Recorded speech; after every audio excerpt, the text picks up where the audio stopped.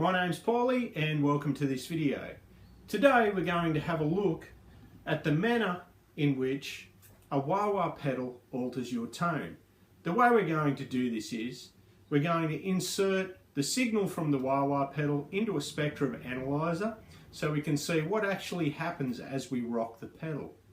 This will give us a visual idea of what's going on, and I'll explain what basically a wah-wah pedal circuit is. So let's get to the spectrum analyzer.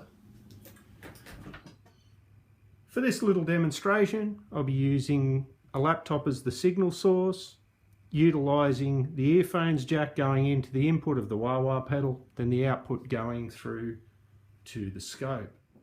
So here we are on the spectrum analyzer, and what I'm going to do is put white noise through the wah-wah pedal, because white noise is all frequencies at once, kind of randomly interchanging, and I've found that white noise gives us the best possible view of what the wah-wah pedal does, because it is all frequencies at once. If I was to put a plain guitar signal through, or just like a 1 kilohertz tone, we'll see the harmonics changing, but we won't actually see what the wah-wah pedal is actually doing in its entirety to the sound. So let's turn the signal generator on, and you can hear the hiss in the background. We can see our signal appearing here, and it's reasonably flat, no big lumps or bumps anywhere in our range. Now the range I've chosen today is about 280 Hz through to about 3 kHz. This is generally the optimum operating area of wah-wah pedals. They're generally not going to go below 280 Hz, as this would be very dark and muddy, and they're not going to go much above 3 kHz, as this would be extremely bright, harsh and nasty sounding. Now before I turn the wah-wah pedal on, I want you to take note of a few things as I turn it on.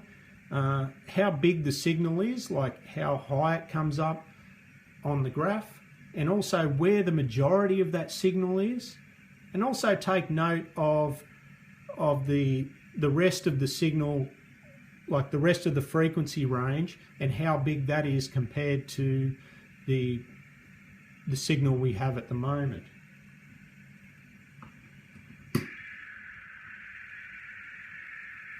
So I've just turned the wah-wah pedal on. You can hear that the sound has changed. It's more of a higher hiss now, with a kind of a nasalness to it, a nasally sound. And as you can see, the majority of the signal is in this range here, from about 900 Hz up to around 3 kHz or above, and the middle peak being at around 1.8 kHz. So something else we should look at is this signal here has dropped slightly, so the other frequencies have been pushed down a little bit, and these higher frequencies have been accented, they've been lifted up. So this gives our high sound. Now as I rock the pedal back to the heel position,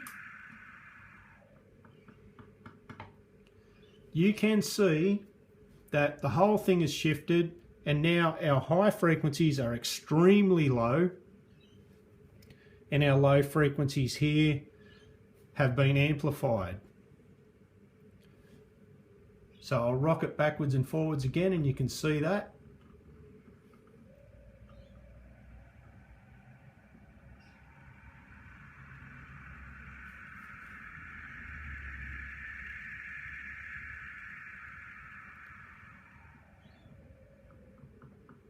You can also hear that the sound changes as it shifts, so now it's more of a darker hissing sound, and this corresponds to the effect that it has on your electric guitar when you play through the pedal and you rock the pedal.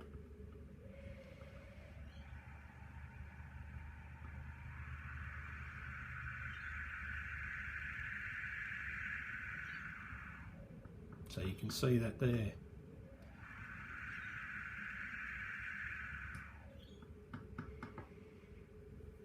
And that's pretty much the effect that it has. Essentially, a wah-wah pedal is a kind of bandpass filter that you can shift up and down the frequency response with the rock of your foot. So at the moment, the filter's set on somewhere around 415 Hertz, and as we shift it up, it goes up to that 1.8 kilohertz position. And if you can see here, it tells you the main frequency. So we've got around 1.5 there. If I put my weight on it a little bit, it'll go to 1.6, 1.7. And then as we rock it down, 1.1, 800, all the way down to around 420-ish. It's sort of jumping around there, but around 420 Hertz. So how does that affect the waveform? Let's go to the oscilloscope and we'll have a look at that. So I'll just turn the amplitude up a little.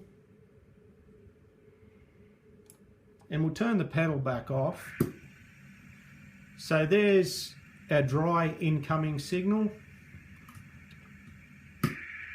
We'll turn the pedal on, and as you can see, we've got lots of very small waveforms. I might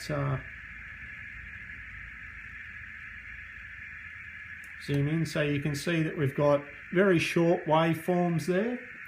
And then as I rock it back, you'll notice that the waves actually get longer. They move this way, out wider. And this represents the lowering of the frequencies. So as we get down here, we have very wide, very long wavelength, low frequencies, not much high stuff there. As we rock it up, you'll notice that the waveforms are getting shorter.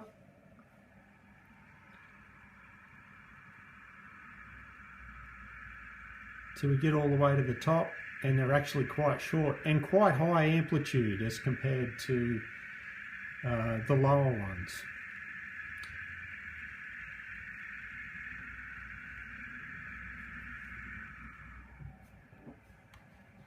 I hope you found this video interesting and informative. If you enjoyed it, like the damn video. Don't hesitate to share the video, because if you enjoyed it, somebody else might want to see it. If you have any questions or comments, leave them in the comments section below. Have a great day. I'll catch you later.